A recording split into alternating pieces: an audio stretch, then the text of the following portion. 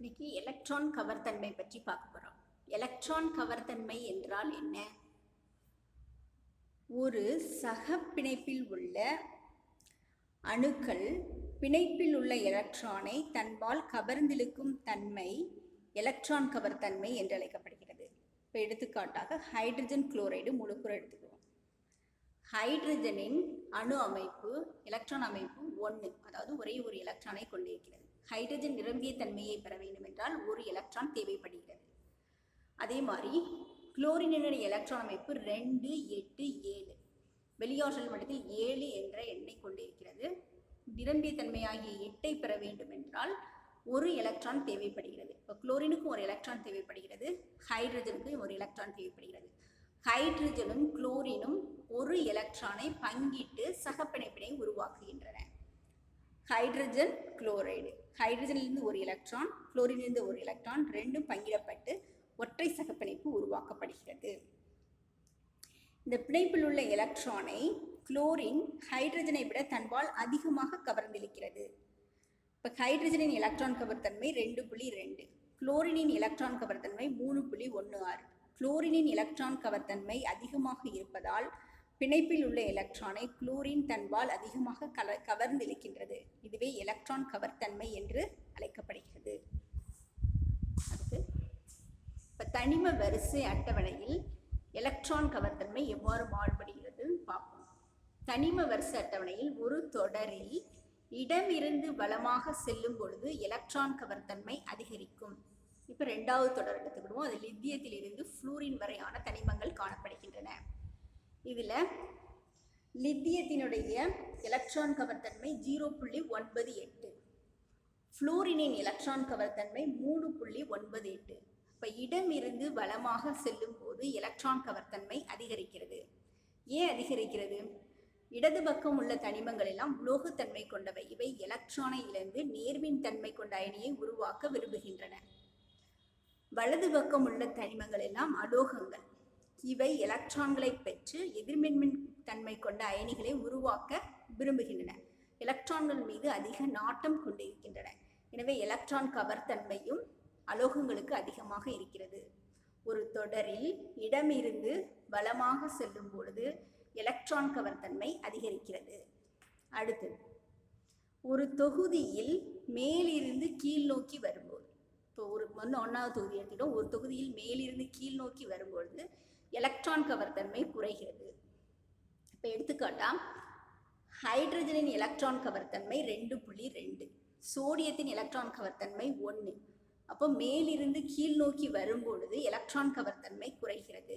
குறைகிறதுக்கு காரணம் என்ன? மேலிருந்து கீழ் நோக்கி வரும்பொழுது ஒவ்வொரு ஆற்றல் மட்டம் அதிகரிக்கிறது. ஹைட்ரஜனில் ஒரு ஆற்றல் மட்டம் இருக்குது, லித்தியத்தில் 2, சோடியத்தில் 3, பொட்டாசியத்தில் 4, ருபிடியத்தில் 5, சீசியத்தில் 6, பிரான்சியத்தில் 7. இவ்வாறு ஒவ்வொரு ஆற்றல் மட்டம் அதிகரித்து கொண்டே செல்கிறது. ஆற்றல் மட்டம் அதிகரிக்கும் போது உட்கருவிற்கும் வெளியாற்றல் மட்டத்திற்கும் உள்ள தூரம் அதிகரிக்கின்றது. இதனால் எலக்ட்ரானை கவர்ந்திழுக்கும் தன்மையும் குறைகின்றது. இப்போ ஆற்றல் மட்டம் அதிகரிப்பதால் எலக்ட்ரான் கவர்த்தன்மை குறைகின்றது.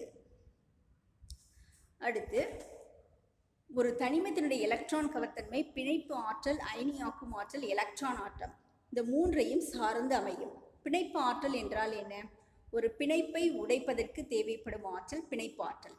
பிணைப்பு ஆற்றல் அதிகமாக இருந்தால் அந்த பிணைப்பை உருவாக்கும் அணுக்களுக்கு இடையே உள்ள எலக்ட்ரான் கவர்த்தன்மையும் அதிகமாக இருக்கும். அயனியாக்கும் ஆற்றல் என்றால் என்ன?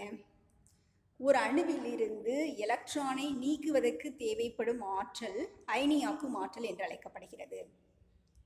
அயனியாக்கும் ஆற்றல் அதிகமாக இருக்கும் பொழுது எலக்ட்ரான் கவர்த்தன்மையும் அதிகமாக இருக்கிறது.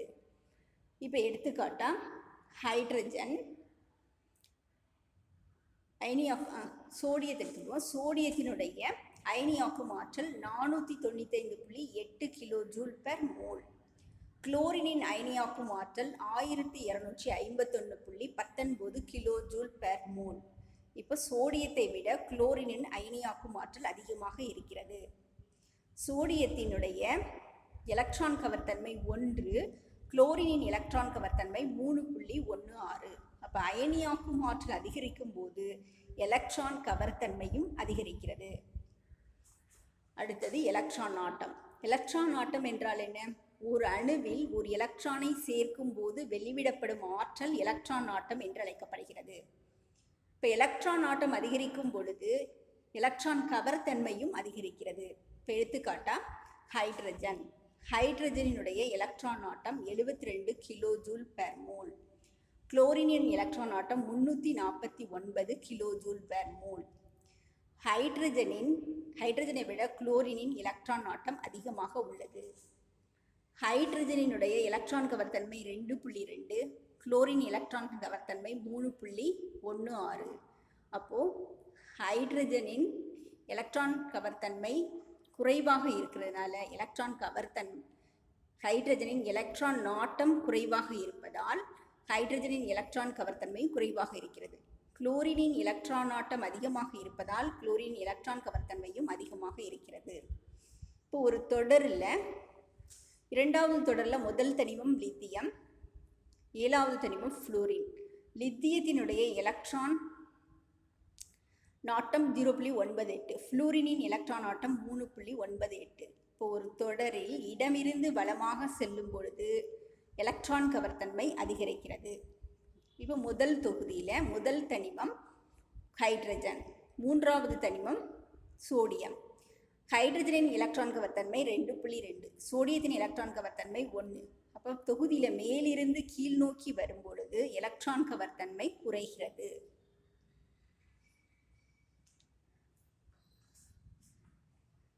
எலக்ட்ரான் கவர்த்தன்மை பற்றிய கருத்தை முதலில் வெளியிட்டவர் பாலிங் என்ற அறிவியல் அறிஞர். அதாவது இப்போ ஹைட்ரஜனுக்கு இடையே உள்ள பிணைப்பு, ஹைட்ரஜன் குளோரைடு இவற்றிற்குரிய பிணைப்பு, ஹைட்ரஜனுக்குரிய பிணைப்பை விட ஹைட்ரஜன் குளோரைடுக்கு இடையே உள்ள பிணைப்பு வலிமையாக இருக்கிறது. இந்த வலிமை தன்மைக்கு காரணம் என்பதை கண்டறிவதற்காக எலக்ட்ரான் கவர்த்தன்மை என்ற கருத்தினை பாலிங் என்ற அறிவியல் அறிஞர் வெளியிட்டார். அவருடைய பெயராலே இது பாலிங் அளவீடு என்று அழைக்கப்படுகிறது.